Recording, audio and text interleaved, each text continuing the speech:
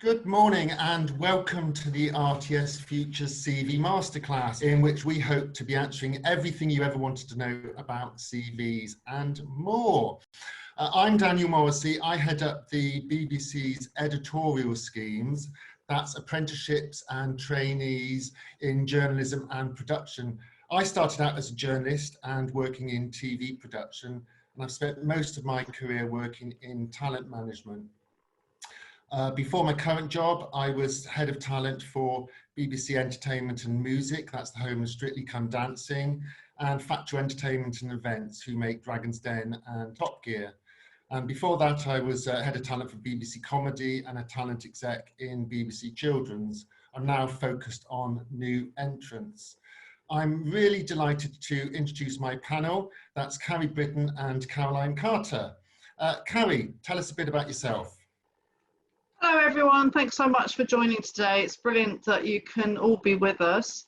I work in the scripted department at BBC Studios. That is high-end TV drama, continuing drama series, which is all our soaps, and comedy, and also Birmingham drama, which is more daytime, things like Father Brown. I work for BBC Studios, which is actually an independent. It's the commercial arm of the BBC, so we're linked but separate. My background is in documentaries and Factual as a filmmaker for many years, series producer, executive producer, and then switched over into scripted in the last 5-6 years. So I very much focus on diversity, new entrants, and then the freelance community for all our shows. Thanks, Carrie. Caroline, tell us a bit about yourself. Thank you for joining us, and apologies that I haven't got the RTS Futures logo up. My technical skills have failed me. I am the talent exec for the documentary unit, also in BBC Studios. I look after a very different range of output from Carrie's. My slate covers observational documentaries and feature docs, arts, history, and also quite a lot of digital content, so branded content, podcasts. My background is I trained at the BBC as a production assistant, which is now called production coordinator, and as part of that training, I've worked in every area, every single genre over the years, and I came into talent about 15 years ago. So I staff up all our productions. We make output for all broadcasters, not just the BBC, and I look for everything from runner up to executive. Great, thank you so much. That's Carrie and Caroline. So what are we going to do in today's session? We're going to look at a CV from the top to the bottom. So from the contact details at the top of your CV to the references at the bottom of your CV. We're going to look at some examples of some good CVs and maybe some not so good CVs. And we're going to have plenty of time for your questions throughout the session. And we'll also leave plenty of time at the end to answer as many as we can.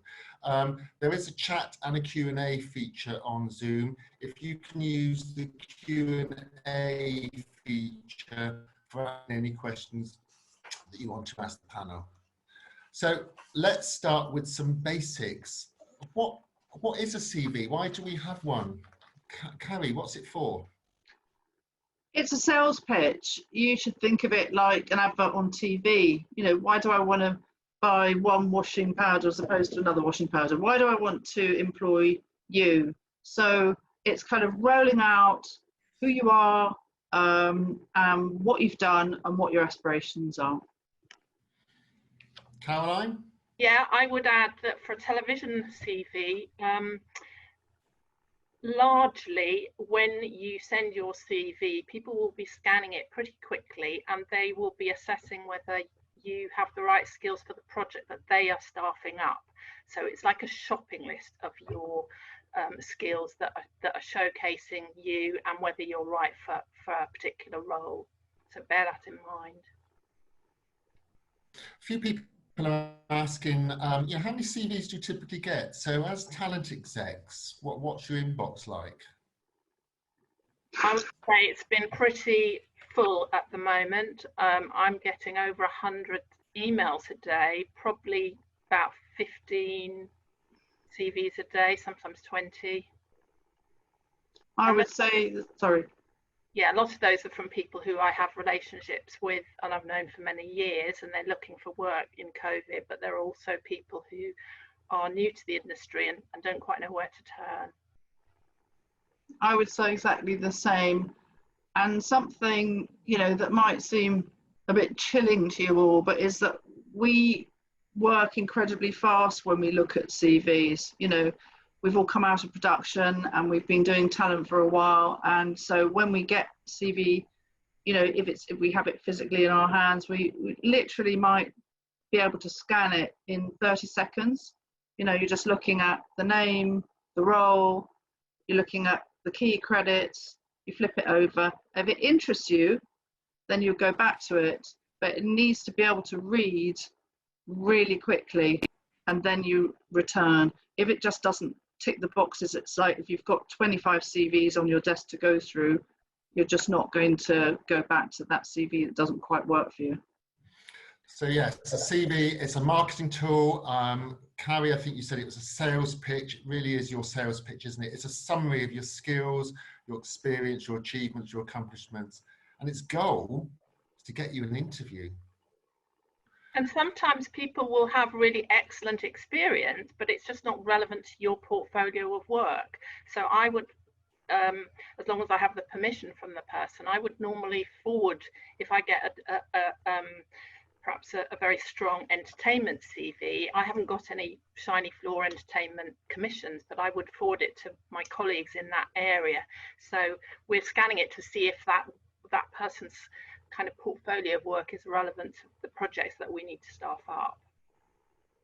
Yes, and sometimes I think it's worth remembering that, you know, if you don't get picked up, it could just be that, you know, it's not that your CV isn't good, but as Caroline says, it's just not right for that job. So, you know, don't feel despondent. It just isn't perhaps a good fit.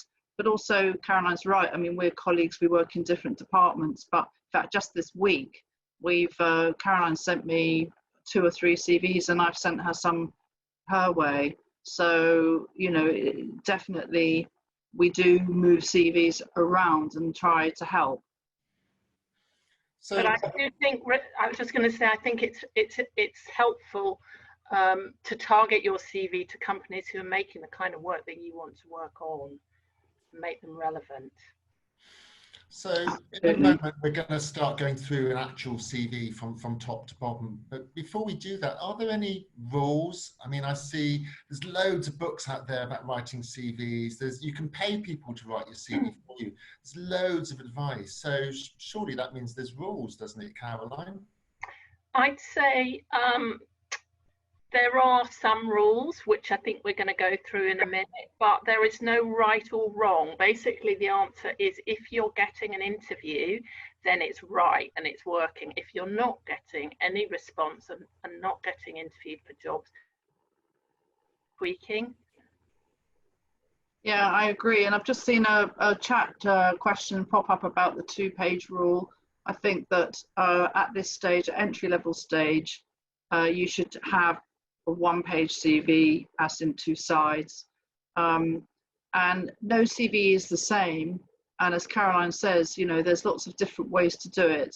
But there are some banner headlines, as in obviously your name at the top, the role that you're aiming at, as say it's a junior researcher or runner, and then your contact information, and then your credits or your experience. Yeah, so I think it's really important to remember there are no rights and wrongs. I often do CV clinics, as do Carrie and Caroline, and I often ask people, why have you laid your CV out this way? And it's usually because they've just been given some advice. You know, people have very strong opinions of what they think a CV should look like, and they've just taken some advice and they've completely overhauled their CV according to the latest piece of advice. I think the best advice is to get lots of different opinion, show it around. I think, as Caroline says, if it's getting you interviews, then it's working. But get lots of advice and just fine tune it, and don't just take one person's advice as the rules. I think, as we've all said, the one key rule is it scannable? can you very quickly look at the CV and understand what's on offer and what the person is looking to do. I think that's the real key. Think about the amount of CVs that Caroline and Carrie just said are in their inboxes. And that's how quickly you've got. Carrie very generously said 30 seconds, but I think it's probably a quick 2-second scan to see whether that's the CV you want to carry on reading. That's just how quickly I could read, Danny. So let's have a look at the structure of a CV. So what about design? Weird and wonderful CVs. Now, I have a very good memory of receiving a CV printed on a huge cushion. Came to me in the post. I suppose it was effective because I did sit on it for at least 2 years, so it certainly stuck around. Did they get the job, Danny? I can't remember, it was a long time ago. But their CV stuck around the office for a while. And I've seen CVs on, you know, when we used to receive them more in the post, you know, cut into funny shapes and all sorts of stuff. So what do you think about the weird and wacky type CV, Caroline? I must say I'm not a huge fan of weird and wonderful. I think you have to remember that if you start putting photos and logos, then the CV itself takes up lots of storage, and we're constantly being emailed to say our storage is running out and we've got too much in our inbox. So I think bear that in mind. You know, I don't want a document that's enormous. Catching your eye is fine, but I think it needs to be easy to read. Sometimes people have been very creative with the way they've laid things out, and actually you're desperately scanning, trying to find out what the person's just previously done. So yeah, I would probably say not too weird and wonderful. I would agree. Any weird CVs that you've received, Carrie? I got a sort of flurry of, not weird I wouldn't say, but they were actually rather good in a way. They were like little films. When I was working in comedy, I got a few very funny little films. There was one where this girl just did everything wrong, so she arrived late, spilt the coffee and everything. It was for a comedy job, so it was a clever way of doing it. But I agree with Caroline. Really, honestly, we're under a lot of pressure, and it's just, if you think about trying to make, in a way, our jobs easier to get to hire you, then I would say just keep it simple. You know, really keep it simple, and as Danny said, you know, really easy to read and to get the information that we need to hopefully get you a job. I think by all means put links on if you've shot your own films, or you've got university films that you've made. That's not weird and wonderful. That's just informative. But I think it's about the layout, and huge logos and things like that are not helpful. Yeah, I just would like to add on to that. I absolutely love it when there's a link. I can't resist a link, and often it tells me a hell of a lot about that person. You know, if they've shot on their phone or something, a really nice little film, it gives me a lot of information. So I agree. A few other thoughts. Make it printable. Because we email all our CVs, people often forget to print them and make sure they look all right when they're printed out, because people will print them. So make sure they work as on paper. Probably best to keep it A4. Portrait is very traditional, but it looks a bit weird if it's vertical. You want to save it in a format that people can open. PDF is probably your easiest option. I've often received CVs in formats that I haven't been able to open on my work computer. So think about that. Think about the fonts. You probably don't want any wacky, nasty, or hard to read fonts. And just think about the layout, how you use the white space, the margins, your headings. You know, you're creative people, so use the space creatively and make it look attractive. You probably want a page number. You probably want to put your name in the footer as well. A couple of questions. This probably touches on what Caroline was saying just now. So Caroline Scott says, is there a rule about using colours and graphics? Are they acceptable? Yeah, I think so. Yeah, that's fine. Hannah says, I have a photo on my CV as I feel that adds personality and makes me a bit more memorable and recognisable. However, most people say that you shouldn't have a photo on your CV. Should I take it off? If you're getting work, then I think it's fine. I think sometimes if you've got a photo of you with your camera, if you're a shooter, it's helpful. What I don't want is a shot of you looking gorgeous in like a model. That is really just an absolute no. Yeah, it's a funny old thing, isn't it? Because we are in a visual business, and you would think that it's an added bit of information about you. Obviously, you know, probably a lot of you will be on job websites like Talent Manager. Your photo will be on there. If it isn't, make sure it is. But on a CV, I tend to agree. It's just not really necessary. So let's start looking at the CV. Top of the CV, contact details. A lot of people put curriculum vitae right across the top of the CV. I always say just make your name the first thing that you see, big and bold. Would you guys agree with that? Yeah. Obviously your name at the top. What about job title? Lots of people have runner or runner/junior researcher, that sort of thing under their name. Do you think that's useful? Absolutely, yes, because you know, you need to position yourself, and it tells us what you want to do. I think it's important. I think it's equally important, and I think particularly in the current climate, sometimes people are happy to take a lower credit than they might normally. So I've had sort of runner/junior researcher or junior researcher/researcher. Yeah. Similarly, if people are perhaps interested in development, they could put researcher/development researcher. So again, it saves us trying to second guess what people want to do. Good tip. Then your contact details. So obviously your email and your phone number. Now you're probably at home during the lockdown, but if you're not normally at home with your landline, it's probably easy just to have your mobile phone number, I would say. Yes. What about addresses? I usually tell people that they don't need to have their addresses because we're not going to be writing to them nowadays, and it just restricts, you know, you might assume someone can only work where their address is. But what do you think, Caroline? Well, I think with data protection, you've got to be really careful at the moment. So I would say no, but I think it is important that you state whether you're London or regional, or you're flexible about where you can work. So people might say Glasgow, London, Salford, and they've got different bases or relatives they can stay with, and that really opens up your options of getting more work, I would say.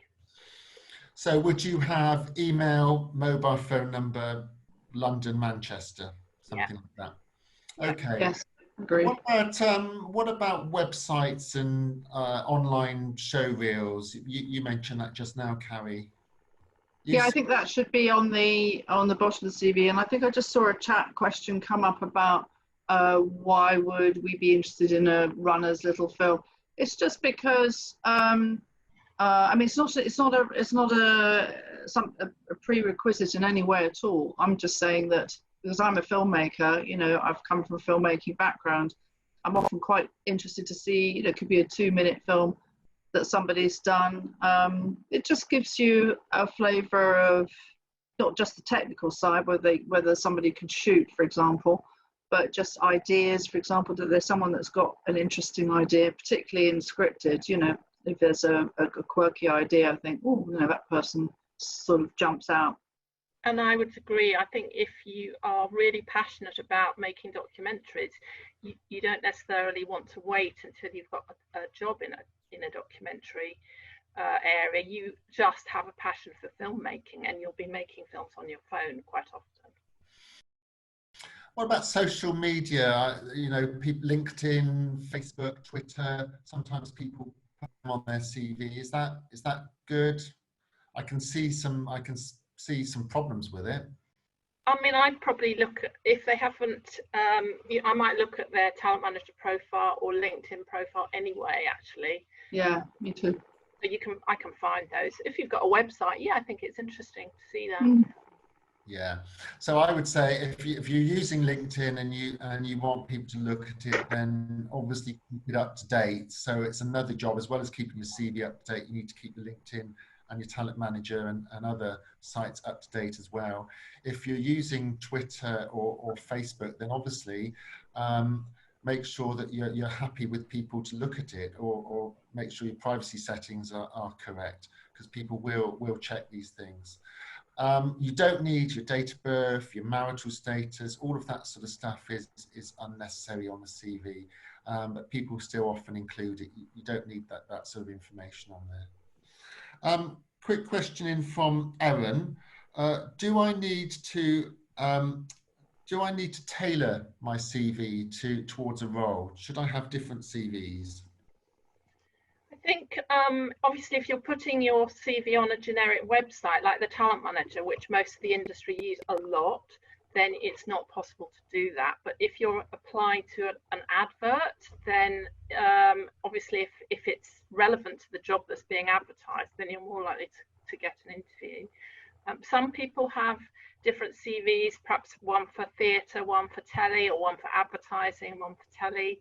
But I think it's not really necessary to have lots of different CVs. Just make sure, because you never quite know what the person who's reading your CV is going to be looking for. So, you know, if I've got a history documentary about ancient Greece and I can see that somebody studied classics and they have a knowledge of ancient Greek, obviously it's really helpful. So I think you never quite know what people are going to be looking for. So just include as much as you can. Yeah, I would agree. I would second that, definitely. Yeah. And I also, if I could just add, I think you never quite know what's going to be relevant. We had a junior researcher who came in on a scheme, and I put her forward for Louis Theroux, and she got the job. And the reason was the role involved contacting women who were selling sex from home, and this particular girl, she was really young, but she was amazing, and she had worked in a call center, and she'd also worked as a dental nurse, and she just could talk to anybody about anything, and she had just a wonderful telephone manner, and she got the job. So, you know, you wouldn't think perhaps that would be relevant, but it is. And similarly, things like working for old people's homes or food banks or refugee centres. Again, that tells me quite a lot about you, even though you haven't been able to get a job during COVID. I can tell that you've got really strong people skills. I would say also things like, you know, bar work, you know, if you've worked in a shop, because if you've been taken on, as Caroline said, to deal with the public, you must have good people skills. It also means that, you know, you are just the basic sort of, you know, pitching up to work on time, you know, knowing what the working day is like, all those things. You know, I don't want to see like every single bar job you've ever done, but, you know, a select, and, you know, it may be more relevant than you think. Yeah, and similarly, if you just left uni but you were running the newspaper there, or you're writing blogs, that probably means you can write and you might be good for a development role. So again, just think a bit outside the box. Yeah. Let's move down the CV. What about mission statements? Now, I find these tend to be a bit Marmite. I personally love a mission statement at the top of the CV. Other people hate them. This is the sort of thing, something that says something about what you've been doing and what you're looking for. Carrie, do you like them? I absolutely love them, and personally I think if you can't do one like that, then, you know, you probably shouldn't be working in telly. It sounds a bit harsh, but I mean, really, you know, when we're pitching ideas, you know, you're saying, I don't know, it's I May Destroy You meets Killing Eve, you know, it sort of like tells you an awful lot very quickly. So I think it really helps me if it's very succinct and it's clear. Yes, definitely go for it.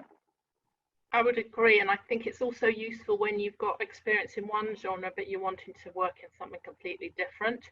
You know, you might have sort of 2 or 3 credits in sport, but actually you want to work in entertainment. And I would read the CV and see sport, and I wouldn't know that you wanted to do entertainment. So I think it's useful in that respect. Yeah, so it's an elevator pitch, basically, isn't it? It's succinct, to the point, really quickly says what you're doing and what you're offering. My advice would be to stay clear of all the sort of meaningless words about, you know, hard working, creative, this, that, and the other. Something that just really gets to the point and is very succinct and easy to read. There was a question earlier I noticed about. Oh, sorry, Danny. There was a question earlier about covering letters, and I think it's worth remembering that quite often those get lost. So you can compensate for that with your mission statement. That's a good point. A lot of people have a skills section, and again, this is something I personally really love at the top of a CV. So a real quick, succinct way of pulling together your skills, really useful for the technical skills in particular, rather than having to go all the way through your CV and trying to find where they are just in one place. Is that an approach you like, Caroline?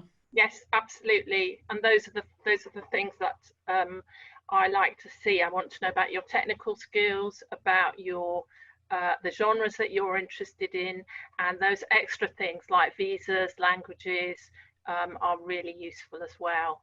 What I don't want to see is hardworking, team player, committed, because if you're not any of those things, you won't last 5 minutes. But those are the kind of skills that are really good. Yeah, I agree. I think we all assume that, you know, all of you here today will, as Caroline says, you know, will be super motivated, you know, personable, bright, hardworking, super committed, all of that. That's kind of a given. We know that's the sort of people that you are.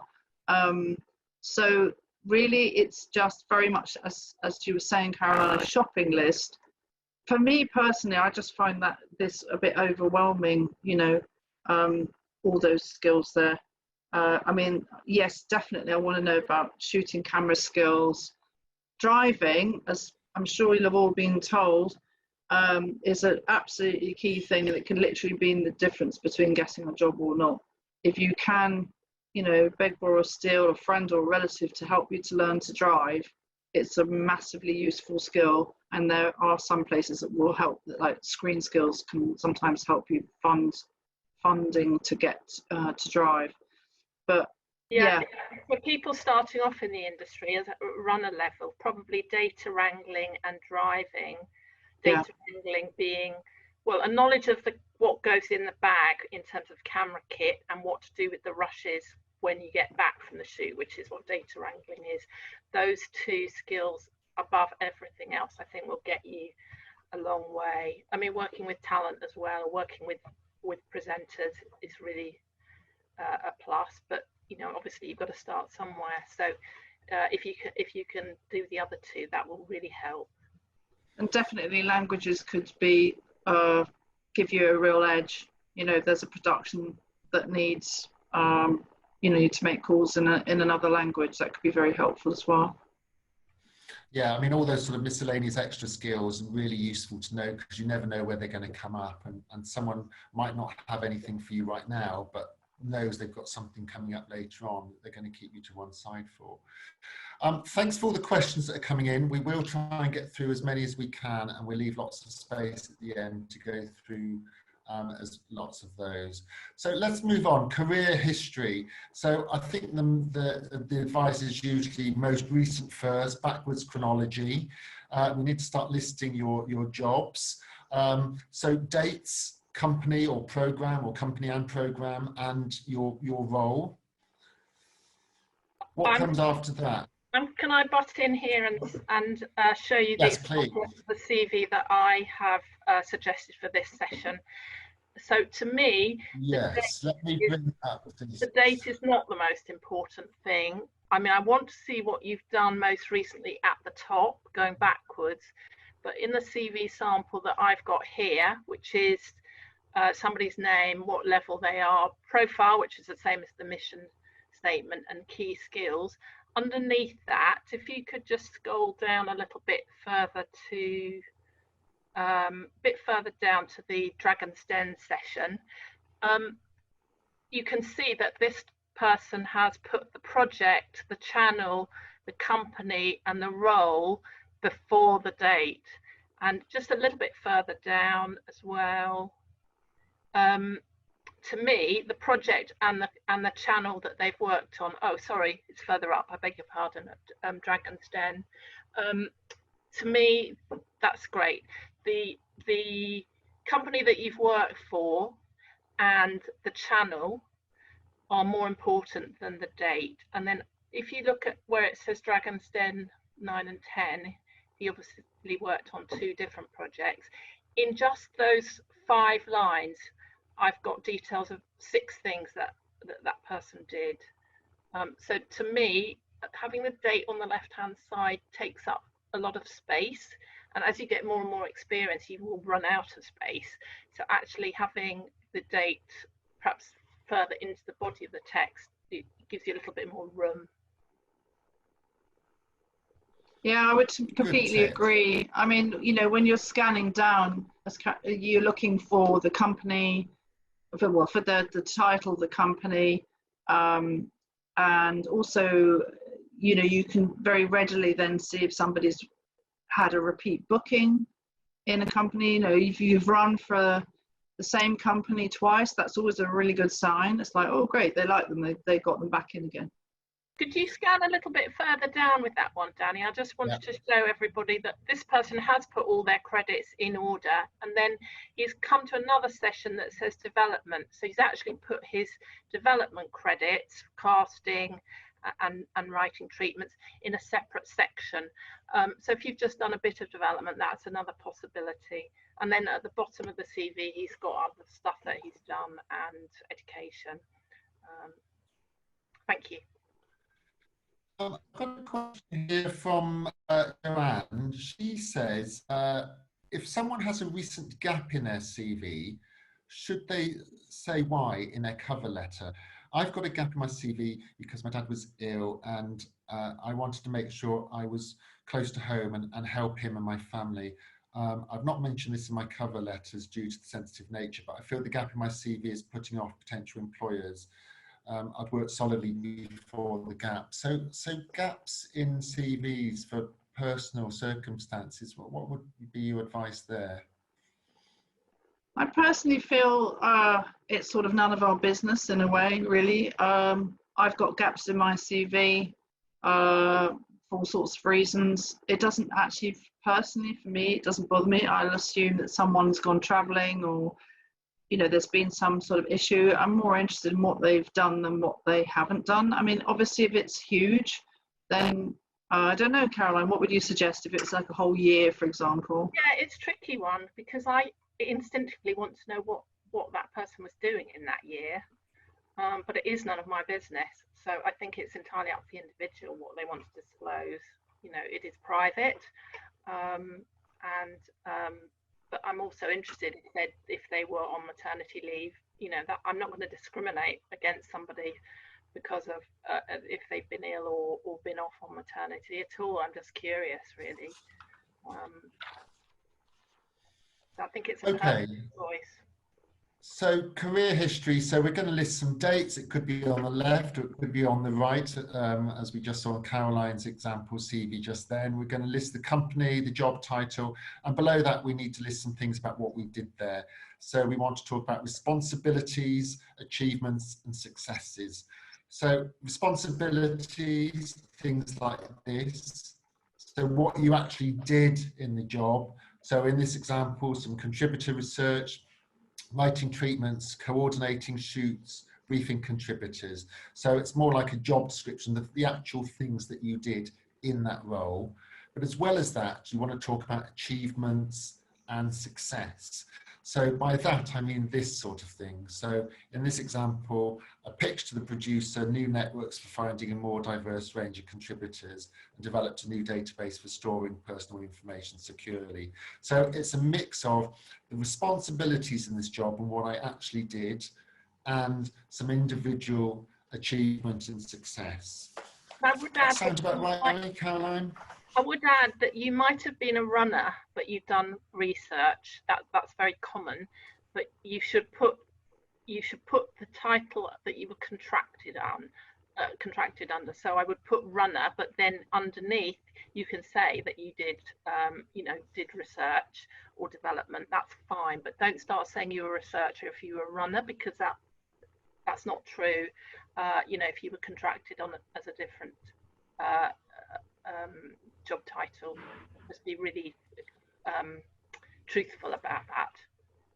Yeah, I agree. Yeah, I think there's, sorry. Quite a lot. Yes. No, I was just going to say, I see that quite a lot where people put director and all sorts of stuff there, which, as you say, might be something they've had the opportunity to do whilst they've been in the work, but hasn't been the contracted position. Carrie. Yeah, and I think also,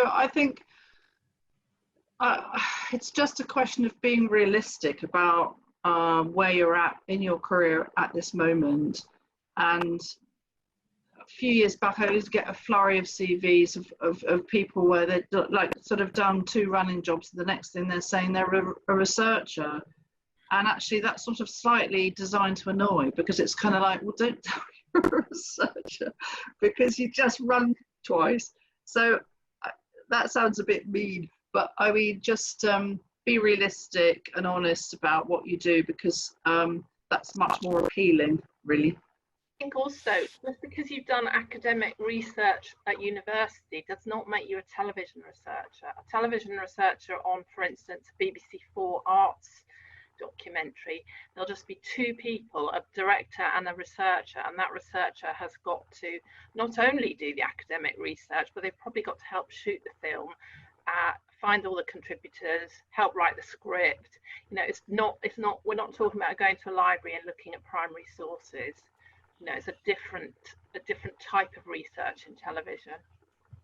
I would agree, although I would say, for example, I was running a show called Who Do You Think You Are, which is a kind of popular history show on BBC One based around celebrities. And actually, interesting enough, there are some shows where in that instance, I would be hiring in really specialist researchers, who had done history degrees, and actually, as Caroline says, is not particularly a common thing, but in that instance they were literally doing really dense, detailed historical research for the most part.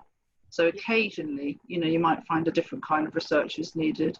Depends on the project, doesn't it? Yeah. Right, so important to make it a round CV. Yeah.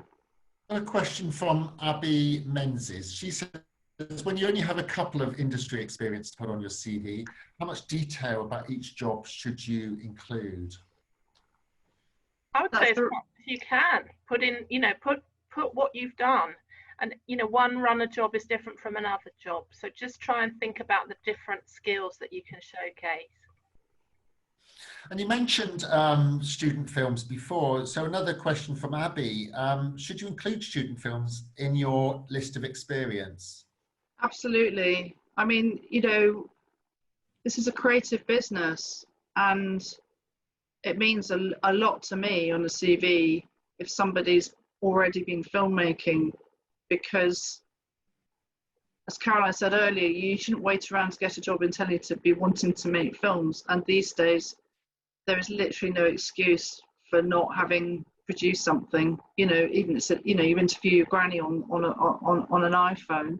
I saw a question come in, said, "Oh, what do you want to see on a showreel?"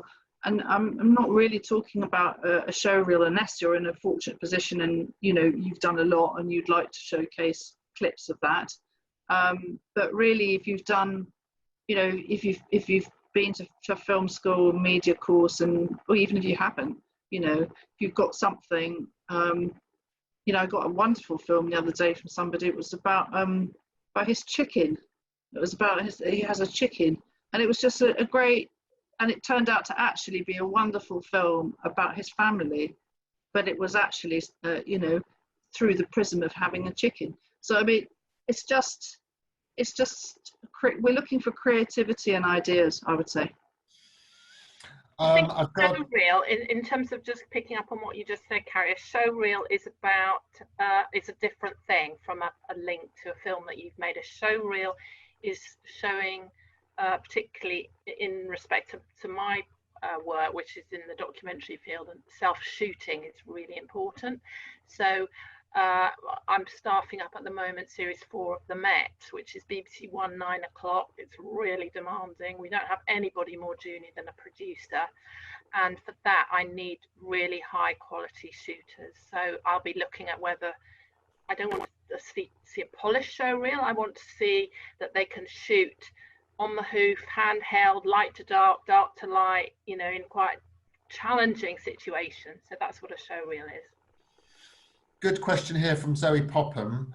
This is one I hear all the time. It's about the idea of being overqualified. She says, I've had a varied international TV career over 25 years. I've worked as a producer in commercials, films, news, docs, both production and post-production. Now I'm back in the UK.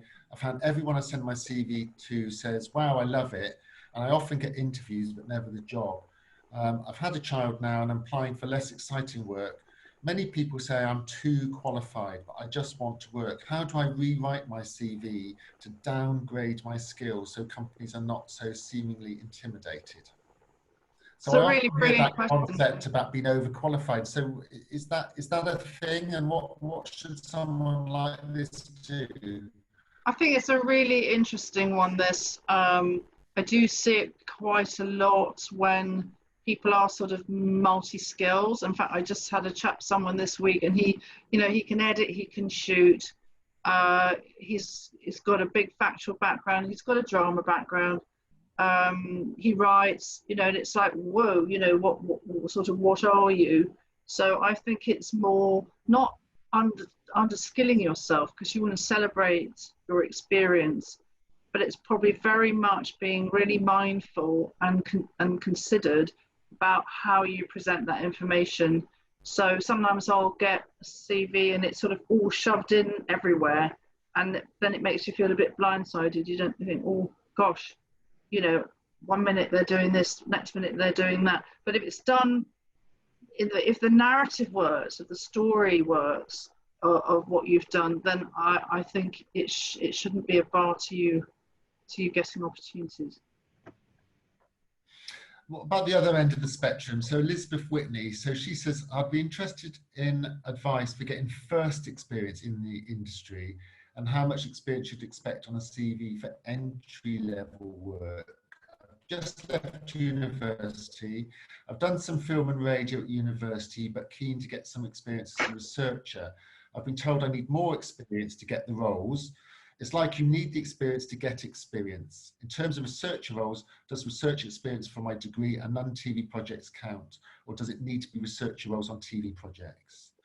I would say, you know, so I look after a lot of entrance level roles and schemes, and I'm just looking to see that you've done something to demonstrate your passion for working in TV or radio or wherever it is. So student productions are great, student magazines, student radio, student TV.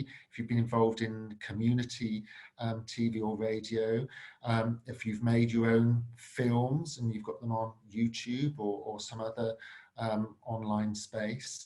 So when I'm interviewing people for schemes, it's all of that sort of creativity that I'm looking to see, that you've demonstrated your experience and passion. How about you, Caroline? What would you be looking for? I would not be putting somebody forward for a researcher unless they've got runner and junior researcher credits. I think if you look at the Screen Skills website or the RTS Futures website, there's lots of information, and the BBC website as well, about what is expected of each role. And the BBC is quite hierarchical. There's some indies where you will probably have a much more fluid career, but I think it is about learning the industry. And you know, if you're applying for a researcher from university, you'll be up against a lot of very experienced people, particularly in the current climate. So I would go for runner first. Carrie?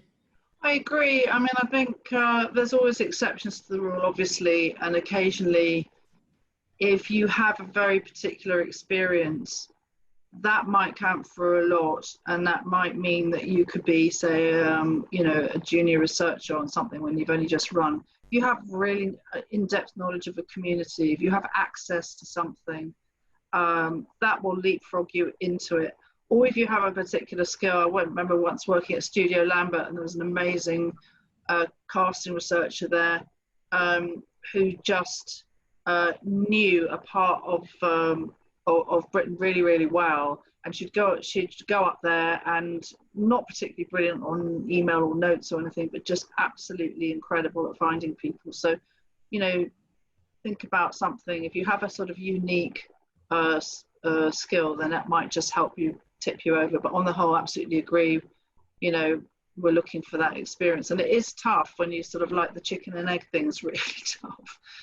But similarly, I found in the past with when there are various events in when I worked in current affairs, when we had Charlie Hebdo.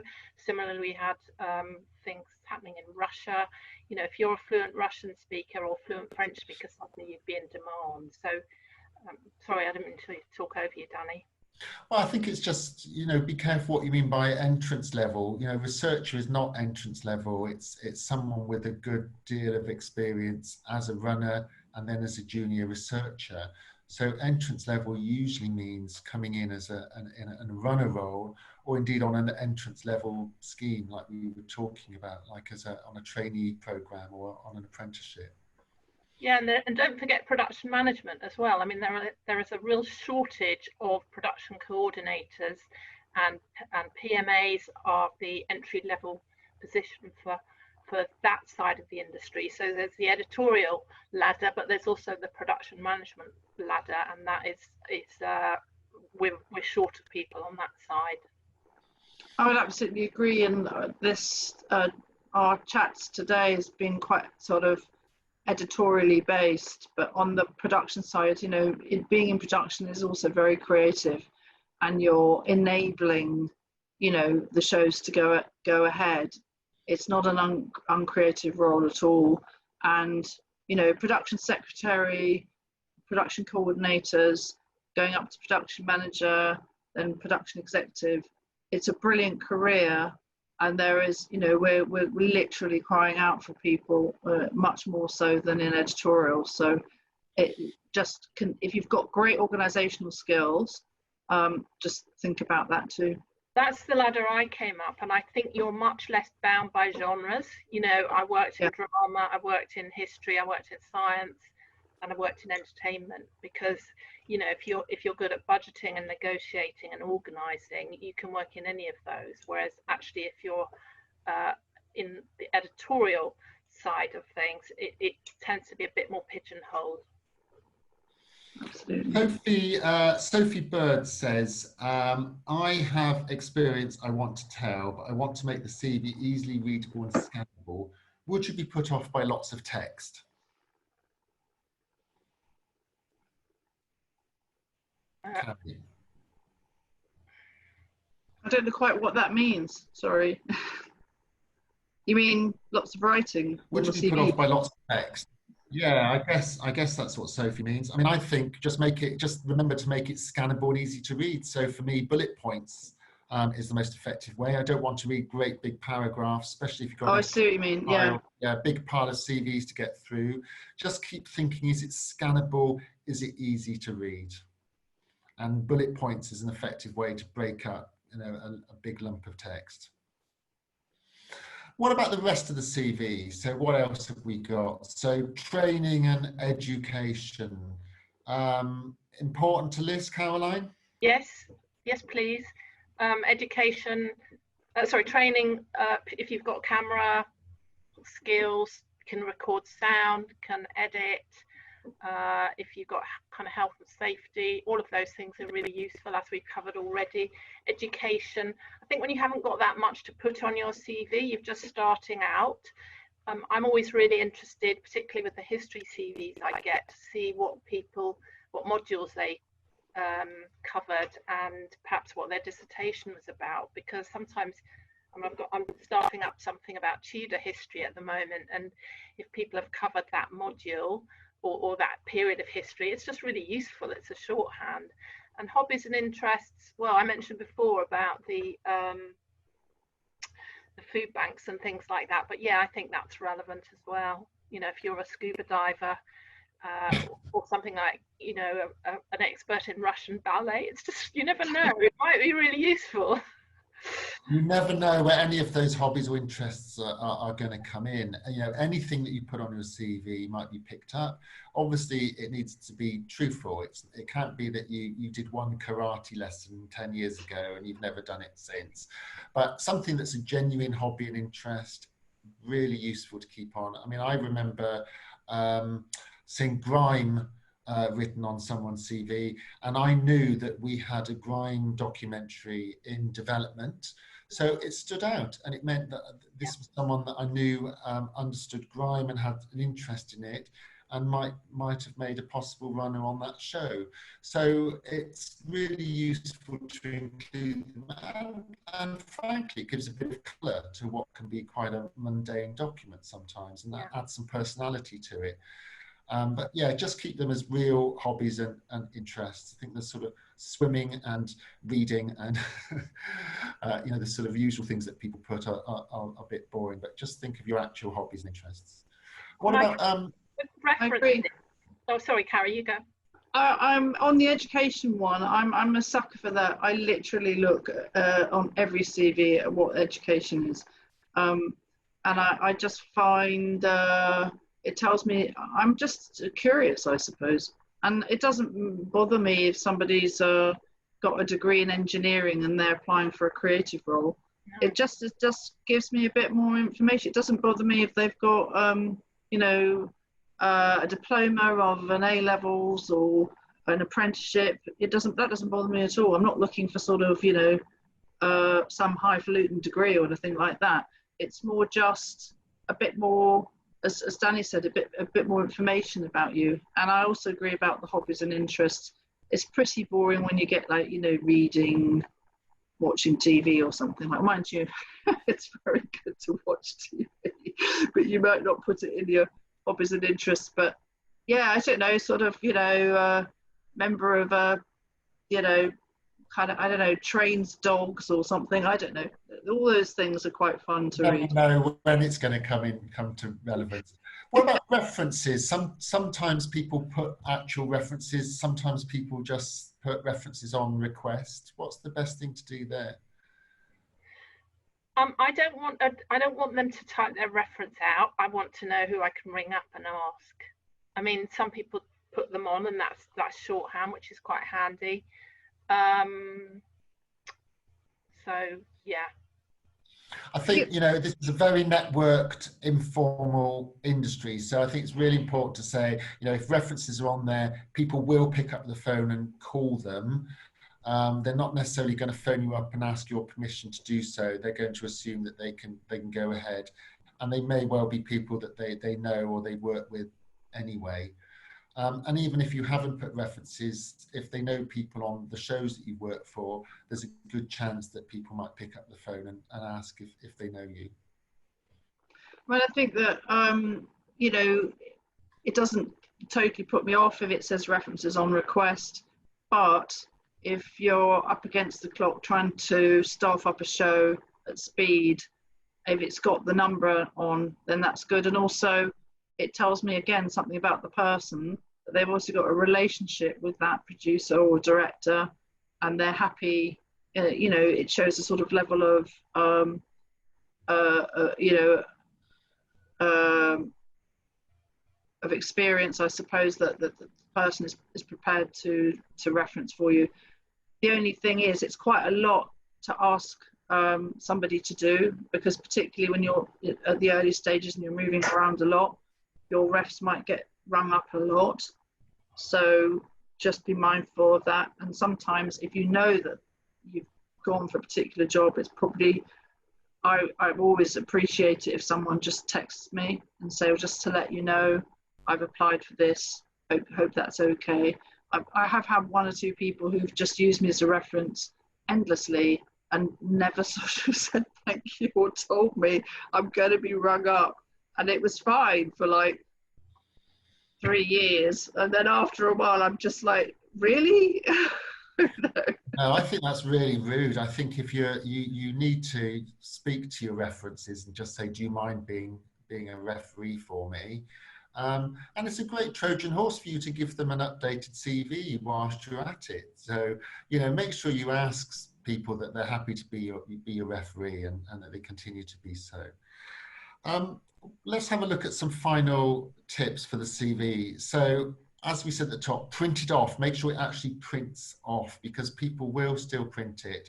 And if you forget to do that, you might find that it comes out misformatted or something when you print it off. Spell check it. Crucial, Carrie? Yeah, absolutely. I mean, I'm dyslexic, so spell check doesn't always, might not work for me. I might not pick up if something is not spelled correctly. So if you know you've got a problem with spelling, just get someone else who's is a good speller to just read your CV and double check it for you. Get lots of feedback. Caroline said at the top, there's no right or wrong. If you're getting interviews, then it sounds like it's working. But get lots of different feedback. If someone tells you, oh no, it must only be on one page, don't change it to the latest piece of advice that someone's given you. Just get different feedback, start off with your family and friends, and then try and show it to people in the industry, and just collate the different feedback and finesse it as you go along. Do focus on achievement and success. Don't bend the truth. Don't lie, obviously, but don't bend the truth, because it will be found out. So make sure that you're only telling the absolute truth on your CV, and just really keep it alive. It's not something just to wheel out every couple of years. Keep it updated, keep finessing it, keep getting feedback and keeping it alive. Any thoughts on that, Caroline? Yeah, I'd agree with all of that. Yeah. So, Carrie, you've got some CVs to show us. Would you like me to put on your first? Well, let me just intro it first. Is that what I'd like you all to do is just to put a completely different hat on for 2 minutes. Can you just imagine that you are a talent manager? Okay, imagine that you are the person looking to employ someone. So just be thinking, I'm a talent manager and I need to find someone to do a job for me tomorrow. So the job is for a casting researcher for Bake Off, which I'm sure you all know and love. I'll just read it out to you. It says, a casting researcher needed for the next series of the Great British Bake Off. You'll need to be proactive, not afraid to hit the phones, have great attention to detail and organisational skills. Strong people skills are must. Experience on food shows is desirable. 12-week contract, immediate start. So think of that. That's what you're looking for. Let's have a look. I've got 2 CVs to show you. I'm looking at them on my desk, and let's have a look at the first one. Okay, so we're looking at Sonia. Okay. Oh, crikey. Well, for a start, I'm like, there's so much there. I don't know where to start. And also, I don't know what she's. Can you run up again, Danny? It doesn't say she's a casting researcher, does it? Just gives her name. So I don't even know what she does. Immediately, I'm like a bit confused. Let's run down again. Education. Well, I don't really want to know that right now. I want to see that at the end. And also her experience again. All that for me should be at the end. Here we are, employment, goodie. Health freaks, okay. I can't quite remember which company did that and what broadcaster was it, doesn't say. Come Dine With Me, that's food, that's good. Yeah, okay. Casting for that, that's kind of in the zone, that's good. River Cottage is food, that's good. Oh, she's done a lot of food, that's good. Oh, and Come Dine With Me, she's got a repeat booking on Come Dine With Me, that's good. But already, you know, I'm having to work quite hard with this one, so no, let's have a look at the next one.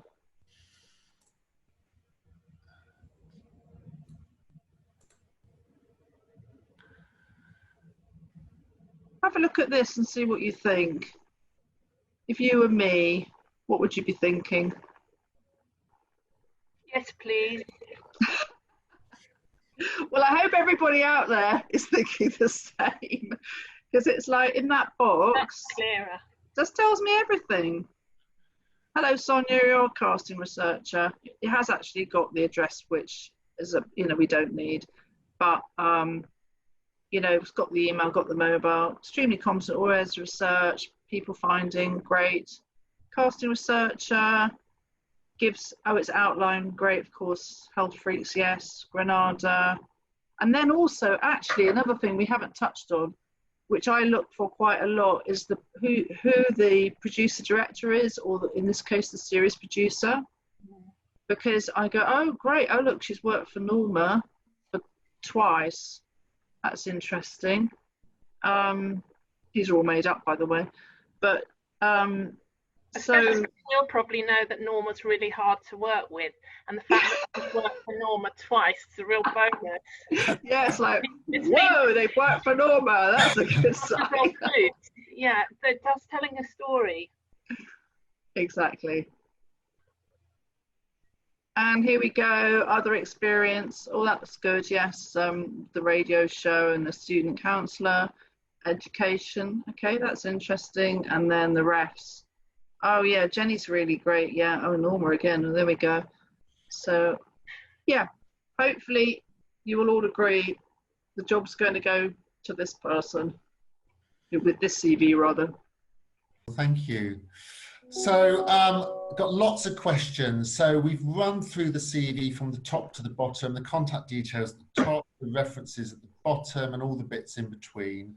I'm going to go through some other questions now. So here's one from Luke Connolly. I'm a screenwriting graduate, he said, pray for me in brackets, with the career goal of storylining and writing continuing drama. During my studies, I've had the opportunity to work inside a writer's room. That's good, really good. And I've just reached the top 10% of the BBC's Writers Academy. That's fantastic. Well done. Otherwise, I have no professional experience. Do you have any advice on how to compose my CV with such limited experience? Well, I am praying for you, Luke. I'm sure you'll be successful. Well done. I think the fact that you have you've got in that 10%, I'd actually put that in your mission statement at the top. Very impressive. And also, I think you had a bit added on to that question about entry-level roles. I would just say to you, you know, do go on the BBC Careers Hub. We do advertise traineeships on there sometimes. For example, we run a high-end TV traineeship. It's on hold now because of COVID, but we normally run it several times a year. You don't need tons of experience to go on it, and it's for Silent Witness and Doctor Who primarily, and you can do trainee placements on it. So, you know, you could be shadowing someone in the script department, for example. Also, BBC Studios have their own academy, which is separate from the public service BBC Academy. So the Studios Academy, we run a writers scheme. We take 8 writers every year, and it's like you get a 3-month training down at Elstree, where EastEnders is, and you get the opportunity to write a script for Holby or Casualty or EastEnders. So, you know, just be mindful. I mean, you're aware of the writers' room. That's really, really good. I mean, it's utterly brilliant, the writers' room. So I'd say you're definitely on the right track. Yeah, I mean, Luke says he hasn't got much experience, but those are great accolades already, aren't they? Yeah, really good. Well done. Those BBC entrance level schemes are all at bbc.co.uk/careers, and you'll find details there. A few of them have been on hold due to the COVID situation, but that's where you find the latest details and how to apply. Here's a question for both of you from Olivia Tracy. She says, I wondered if I might be able to ask the panel what the key differences are in CVs for factual and CVs for scripted, particularly drama. I'm currently at the entry-level stage of my career search in TV, and I'm not sure whether I want to pursue a career in either factual or drama, but I'd be interested to know both how I should adapt my CV for both genres, and if I say had a runner credit for something in factual, whether that would still be useful experience for a job in scripted. So she's interested in both areas, not quite sure where she's going to go yet. How do those link? I would say try them both, because that's the only way you're going to find out. I would say factual tends to be smaller teams. Obviously, you know, specialist factual is history, current affairs, art, science. On the whole, teams are kind of just a handful of people, whereas drama is probably likely to be a lot more. And I think probably there are more opportunities in drama than there are in factual at entry level. But with factual, yeah, there's not many runner jobs actually. They tend to be in entertainment and more features, so things like Bake Off or the big studio shows. Harry, anything to add there? I think at you know, first or 4 years in the business entry level roles, I think you just need to showcase all your experience. I think it is difficult if you're not really sure which genre you want to go into. That is a tough one. You know, if you want to be, I do sometimes get CVs where in scripted where somebody's perhaps done a lot of factual, but that's, you know, that's a little bit further on in the career really, and it's not impossible to move across genres, but it's not an easy thing to do. You might be better off having two different CVs for different opportunities, I think. Here's a quick one. Lots of people asked this. So Grace Goodworth, would you say it's still beneficial or necessary to have A-levels on a CV, although I have a degree? I like seeing A-levels. I don't know, I was a bit weird that way maybe. I don't know, I suppose it just shows people's interest. I agree. I think it's part of the bigger picture, isn't it? You don't want lots of detail, but just a quick line listing them. I think we're all very passionate about diversity at the moment, and it doesn't matter whether you've got A-levels or not, whether you've been to university or not, but it's just interesting. It's interesting to see. So if you've got them, put them on. If you haven't, don't worry about it. I absolutely agree. You know, there's no judgment about it at all. You know, if someone hasn't got A-levels, I'm not going to go, oh, you know, but they might have an apprenticeship, or they might have, you know, a diploma, for example, which is just as valid. Anna says, since graduating with an MA in screenwriting, I've achieved second place in the British Comedy Guide Script Challenge. Well done, Anna, that's brilliant. Wow. And completed further training under Peter and Sorge and John York. What's the best way to present these on my CV? Well, of course, John York runs the BBC Studios Academy Writers Course. Again, that's really cool. I would, you know, I put that at the top, and in the, you know, when you sort of do your profile pitch underneath your contact details. Yeah, you want to make it stand out. Anything that sets you apart. So if you're, you know, you've been selected for any competitive scheme at all, I think put it up top, because we're getting so many CVs that if you've already been through some kind of selection process for anything, it's going to help. Agreed. Abby Menzies, this is a good one. What are some things that immediately turn you off when looking at a CV and that we should avoid doing? So if you pick up a CV, what's going to turn you off straight away? too much information. I've got had people that I've worked for, and they've been listed in their so for instance, an executive producer, and they've spelt their names wrong. I think that's just really sloppy. I don't like just a list of programs, which you get actually with people sort of who are really experienced. Executive producers just has a list of credits, and they expect you to know them all, but of course one doesn't. So that's really annoying. What else? And I think it's just go back. Logos. Make it scannable, you know, one massive lump of text.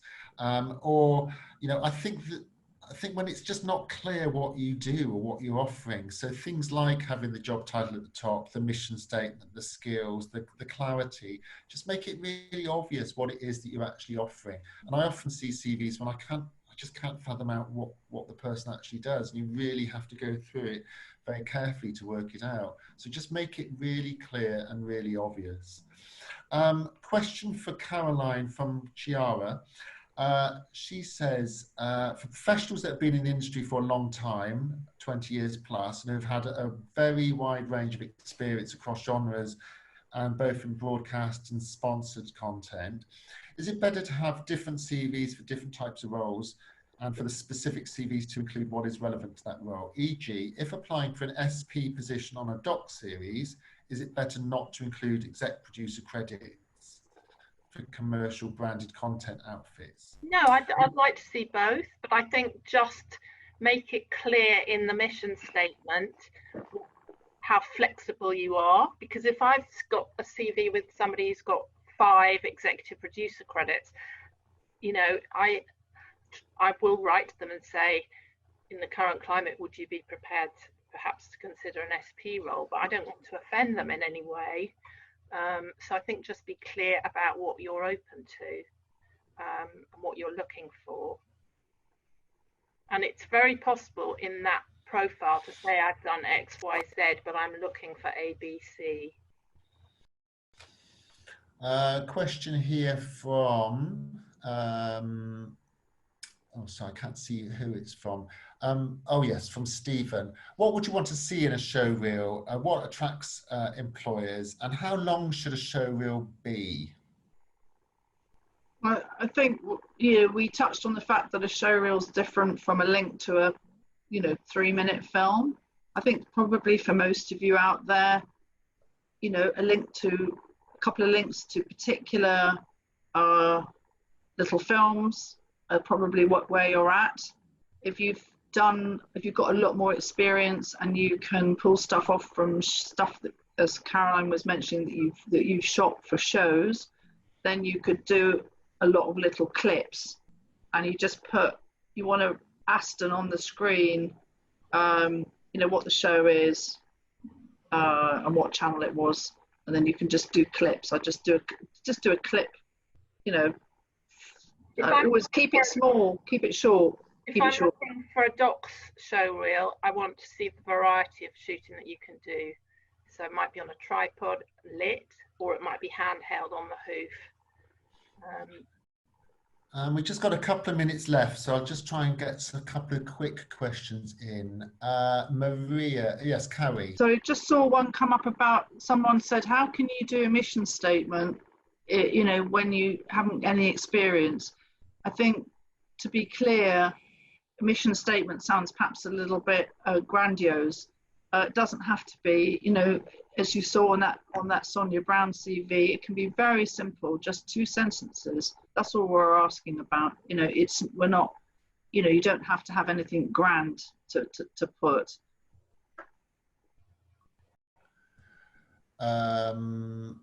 Thomas, why would you be interested in a runner's shooting ability? Necessarily, not necessarily shooting, but the fact that they know about kit, they will probably have to, you know, load up the kit bag. Might be interested in lenses. It's just really shows an interest. Yeah, I agree. No, I was just laughing because it's like, well, you are applying to work in telly, so you know, the chances are, as all, you know, the entry level roles revolve around shooting now, that, you know, it's quite useful to see. Question from Lars. I'm keen on advice about the covering letter. So covering letter, covering email, as that is often the barrier to the CV itself being viewed. So what about that first approach, the first thing that you read? So that's probably in an email rather than a letter.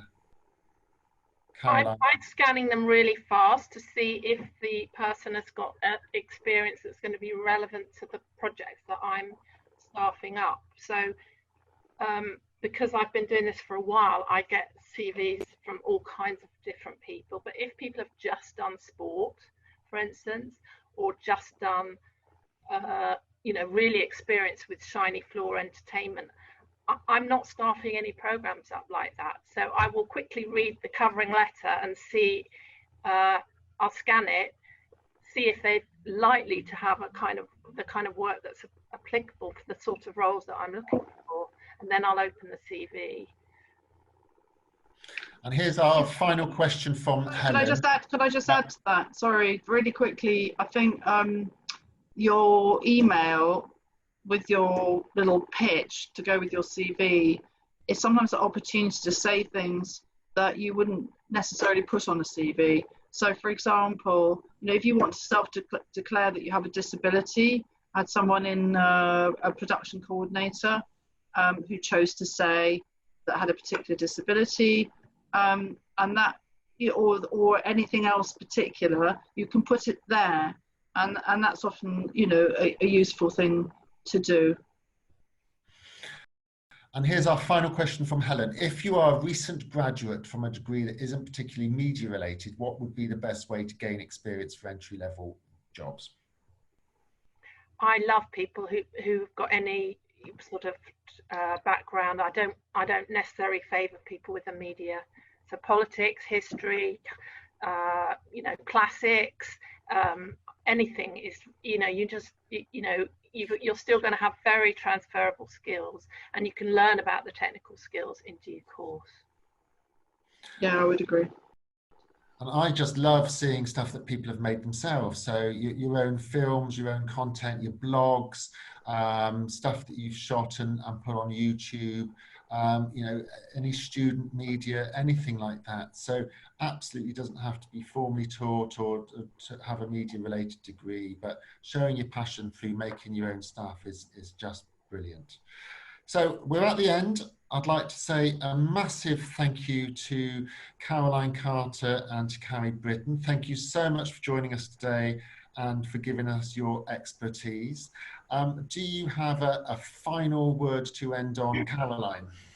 I'd just like to be encouraging, really, because I know it's, if you are entry level or you don't have a track record in working, it is a hard time at the moment. But everybody starts somewhere. So I think, you know, just be strong and be positive, and remember that work that you do outside of television might still be relevant in the current climate, but try and stay positive. Carrie? I would absolutely agree. I want to wish you all the best of luck with your endeavours, and COVID has been a real cosh generally and in our business. But you know, we've all been in the business a long time. We all started where you are. We all know what it's like. And people such as yourselves are self-selecting. You're resilient. You're creative. You know, you're full of ideas, and you're focused. And that everybody's going to have a day where you just think, you know what? Just let's forget about it. But the next day, you're the sort of person who will pick up and keep going, and you just have to hoover on. Good luck. The fact that you're taking the time to come on to this session, thank you for joining us. Yeah, thank you. That says a lot about you. Because also we need you. Don't forget that actually you are the industry now and in the future, and you're very valuable, and we need, you know, young, valuable talent for our business, and diverse talent. So, you know, you are offering us a lot as well. Top advice and a perfect way to end. Thank you very much, Carrie. Thank you very much, Caroline. Thank you all for joining the RTS Futures CV Masterclass this morning. I hope you found it useful and enjoyable. It will go on the RTS Futures website in a week or so. And do look out for more events and online sessions coming this way. Thank you very much, and have a great day. Thank you, Danny. Bye.